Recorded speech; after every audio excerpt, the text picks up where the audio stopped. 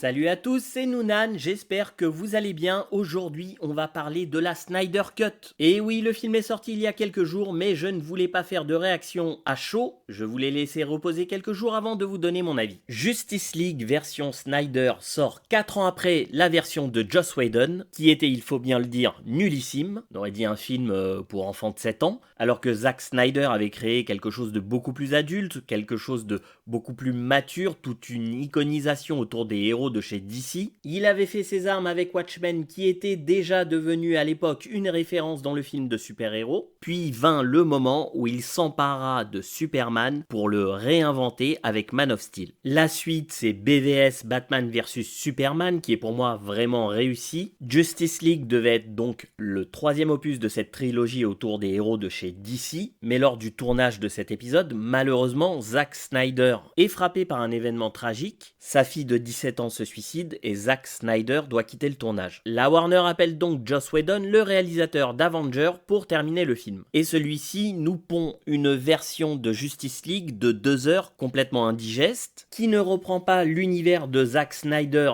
et ce qu'il avait créé avec Man of Steel et Batman vs Superman. La version de Justice League de 2017, donc de Joss Whedon, n'a pas vraiment de vision ni même de cohérence scénaristique. En plus, Whedon utilise l'un des personnages qui est Flash, comme on utilise parfois des personnages dans les blockbusters américains. Un personnage qui est censé être drôle de par ses pitreries, et il l'utilise vraiment, vous savez, comme Jar Jar Binks dans Star Wars La Menace Fantôme, c'est-à-dire qu'on n'en peut plus au bout de 2 minutes. C'est pour ça que je vous ai dit que c'est vraiment un film pour enfants de 7 ans. Tout ça pour vous dire que, en plus d'avoir pondu un film nul, Whedon était très loin de l'univers de Snyder que les fans attendaient. Alors, est-ce que Snyder est venu remettre de l'ordre avec sa nouvelle version ? Eh bien, je vous dis indéniablement oui. C'est pour ça que la durée de 4 heures, à savoir le double de ce que faisait la précédente version, ne doit pas vous faire peur. Alors, la première chose qu'on voit, donc qu'on remarque, c'est l'étalonnage. L'image n'est pas du tout la même. Snyder reprend pleinement possession de son univers en nous offrant un étalonnage complètement différent de ce que Whedon avait fait avec la première version de Justice League. Ici, Snyder nous emmène dans des couleurs beaucoup plus sombres, des tons de gris, de noir, de bleu métallique. On est dans un univers plutôt automnal, un univers assez romantique en fait. Alors on va parler tout de suite du format très particulier qui est le 4/3 qui nous est proposé. C'est vrai que pour un blockbuster c'est assez étonnant, mais Snyder l'avait shooté comme ça déjà à l'époque. Donc pour les scènes additionnelles, il a continué évidemment dans ce format qui est le format dans lequel il a tourné, donc en IMAX, puisque c'est un format plein écran qui était destiné au cinéma. Alors le format IMAX n'est pas réellement un carré, c'est une sorte de rectangle qui fait 70 mm sur 48,5. Alors les bandes noires sont sur le côté, alors qu'en 16 neuvième elles sont en haut et en bas, et donc elles croppent l'image est croppée en 16 neuvième. Qu'est-ce que ça veut dire cropper ? Eh bien c'est couper une partie de l'image, et Zack Snyder explique très bien son choix dans une vidéo par rapport à cette image, avec des schémas, des dessins, enfin vous verrez, c'est assez intéressant. Moi personnellement, ça ne m'a pas dérangé. Ce format d'image permet donc d'avoir une perspective très particulière quand on l'utilise comme il faut, et la bande dessinée, évidemment, je vous le rappelle, c'est aussi la perspective. Et à propos de BD, je vous proposerai à la fin de l'émission quelques références de DC Comics, car je suis aussi un fan de BD, qu'elles soient franco-belges ou que ce soit du comics. Alors pour en finir avec ce format particulier, avant d'attaquer l'histoire et le développement des personnages, je voudrais juste rajouter que ça apporte, au-delà de la perspective, de voir plus de choses dans l'image, comme des gratte-ciel qui ne sont pas coupés, le ciel nuageux qui est très travaillé justement grâce à l'étalonnage dont je vous parlais tout à l'heure, des personnages de plein pied, ce qui permet d'iconiser encore plus des super-héros, et je rajouterai que ce format permet également d'accentuer l'intimité de certaines scènes de par sa fenêtre réduite. L'ouverture du film démarre là où s'est arrêté Batman vs Superman, c'est-à-dire, attention spoil, sur la mort de Superman, et l'onde de choc que cela produit. Alors vous allez me dire, l'histoire reste à peu près la même. Moi je vous dirais quand même qu'il y a une réelle différence avec l'antagoniste, car cette fois on comprend réellement les motivations de l'ennemi, de Steppenwolf, qui cherche à se faire pardonner par son maître, à savoir Darkseid, que l'on voit enfin ici dans cette version de 4 heures. Pour ce qui est du look de Steppenwolf, là aussi il change par rapport à la première version. Il y a eu beaucoup d'effets spéciaux que Snyder a rajoutés dans cette version pour plus ou moins de réussite en fonction de ce qui a été fait. Là en l'occurrence sur Steppenwolf, je trouve que ça apporte réellement un plus. Il a une armure comme ça qui est tout le temps en mouvement, qui frétille un petit peu. On dirait comme ça qu'elle est un peu vivante et puis ça donne plus d'ampleur à cet ennemi. Il est plus impressionnant, ça lui donne davantage de personnalité. Moi j'ai un petit peu de mal avec ces méchants qui sont faits souvent par image de synthèse, même s'il y a souvent un acteur derrière. Mais par rapport aux héros qui ont la plupart du temps un visage réellement humain, des fois ça dénote. Tout dépend si c'est bien fait. En tout cas, la menace est bien présente et Bruce Wayne, donc Batman, se met en quête de trouver des héros pour monter la Justice League. Et là aussi, Snyder va rendre justice à ce qu'est Batman et la façon qu'il a de s'impliquer dans cette mission. Bruce Wayne va être beaucoup plus présent, il va être beaucoup plus intense dans sa personnalité et dans ses échanges avec les autres. Personnellement, j'aime beaucoup le Batman de Snyder, j'aime beaucoup l'influence qu'il a, c'est un Batman millerien, j'ai envie de dire. À savoir que Frank Miller, son personnage de Batman, il est reconnaissable très vite. C'est un personnage assez massif, avec sur son masque des petites oreilles de chauve-souris et avec sur le torse un énorme logo. En tout cas, pour ce qui est des caractères des protagonistes, chaque personnage va être beaucoup plus développé. Il y en a même qui n'avaient quasiment aucune histoire de construite, tel que Cyborg, qui était un peu parachuté comme ça. Là, il a une vraie relation avec son père, il y a un véritable enjeu dramatique, et il aura même une importance majeure dans la conclusion de l'histoire. Le personnage d'Aquaman, qui vit à moitié dans l'eau et sur la terre ferme dans ce petit village où Bruce Wayne vient lui rendre visite, là aussi, il y a vraiment des scènes qui ajoutent un plus à ce demi-dieu, qui lui donne plus de charisme.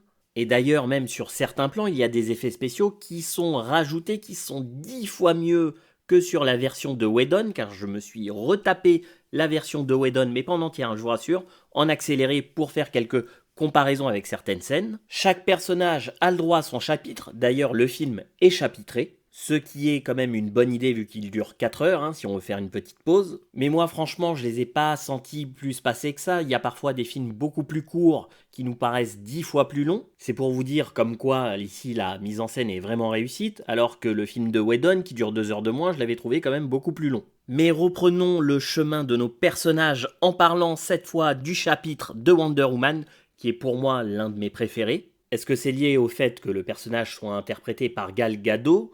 Il y a un peu de ça, je dois bien l'avouer. Premièrement, c'est qu'elle est déjà très convaincante dans son personnage qu'elle interprète. Elle a vraiment le physique de l'Amazone, elle est magnifique. Elle a du chien, elle sait vraiment jouer avec ses expressions de visage, avec ses regards, et elle est vraiment crédible dans les scènes d'action. Il y a aussi le fait que son thème musical est mon préféré, très rock, très punchy. La musique d'ailleurs a été refaite par Junkie XL, donc exit celle de Danny Elfman, et c'est aussi bien comme ça. La scène d'ouverture qui présente Wonder Woman, et qui nous rappelle la scène d'ouverture de The Dark Knight, le braquage avec le Joker, ici n'a pas la même intention, mais c'est vrai que c'est difficile de ne pas se souvenir et de ne pas faire la comparaison avec ces deux scènes. En revanche, si on la compare réellement avec la scène de Whedon, là aussi, chez Snyder, la scène est plus longue, elle est beaucoup mieux mise en valeur, notamment quand Wonder Woman affronte cette bande de terroristes. Je vous mettrai un petit lien dans la description pour le comparatif scène avec l'ancienne version et la nouvelle version, et vous verrez, c'est beaucoup mieux aujourd'hui. Ça donne à Wonder Woman un côté plus badass, qui sera confirmé lorsqu'elle affrontera Superman, et ce combat, il y a un petit échange de coups de boule entre les deux, qui est assez fun, assez rigolo, et c'est vrai que ça donne un côté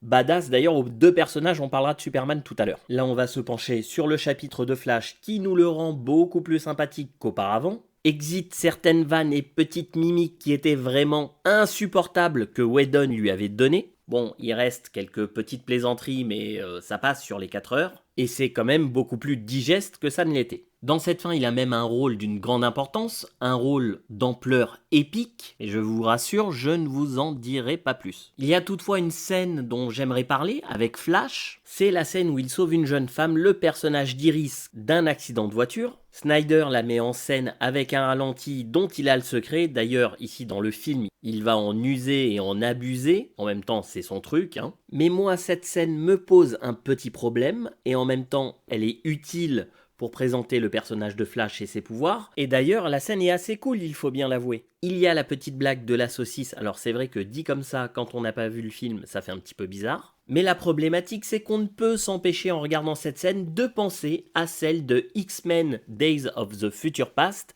la scène dans ce film avec Vif Argent, qui a exactement les mêmes pouvoirs que Flash. Il y avait déjà à l'époque une food joke, donc avec les éléments qui entouraient Vif Argent dans cette scène. Il y avait une blague sur la nourriture, donc tous ces éléments étaient déjà figés quand Vif Argent, lui, avançait dans un superbe ralenti. Cette scène est l'une des plus belles de la série X-Men.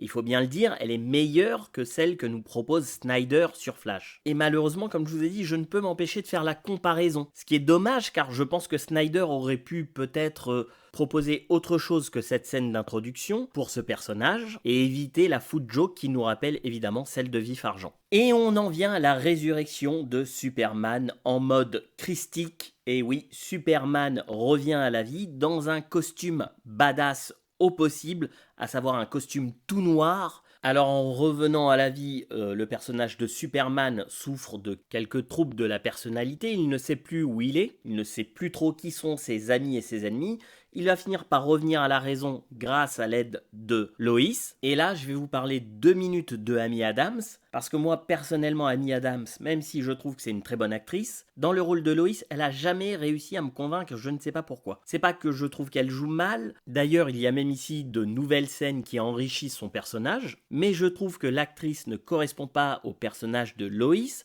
et j'ai toujours un petit peu de mal à m'y faire. N'hésitez pas à me dire ce que vous en pensez, j'aimerais bien avoir votre avis là-dessus. Pour ce qui est donc de Superman, comme je vous disais, on a un Superman beaucoup plus badass, beaucoup plus dark, un Superman sans concession, et c'est vrai que dans ce final épique qui va s'ouvrir à la fin de ces 4 heures, on se dit c'est quand même pas mal que la Justice League ait cette petite carte dans sa manche. Il est sans pitié, il se défoule littéralement sur Steppenwolf, c'est des grosses patates qu'il lui met. Je vous dis pas tout, ça va même un peu plus loin. Il faut dire que le film a un côté assez sombre, assez funèbre, un film qui parle aussi de la perte, évidemment un film imprégné de l'histoire personnelle de son auteur. Alors oui, même dans cette version, il y a quelques incohérences scénaristiques. Pour les effets spéciaux, là aussi, on aurait pu avoir quelque chose d'un petit peu mieux exécuté, finalisé pour certaines scènes, mais il y en a peu. Je pense surtout à une scène avec les Amazones, mais dans l'ensemble, c'est quand même du très beau spectacle. À la fin du film, il y a un épilogue qui est génial, à savoir la version Nightmare de Snyder, ce cauchemar futuriste que Batman fait. Est-ce une vision de l'avenir? Ça en a tout l'air. En tout cas, on voit à nouveau le Joker de Jared Leto, cette fois avec les cheveux longs, qui est mis en scène par Snyder. C'est une scène très prometteuse avec d'autres personnages. C'est une vision que Snyder avait pour la suite. Malheureusement, vu les dernières déclarations de la Warner, il ne risque pas de suivre Snyder sur ses idées. En tout cas, Justice League version Snyder Cut est un très bon divertissement, on passe un très bon moment pour les amateurs du genre. Alors c'est vrai que le film n'est pas parfait, mais ça faisait quand même longtemps qu'on nous avait pas offert ce type de blockbuster. Personnellement, c'est vrai que j'aurais aimé le voir en salle.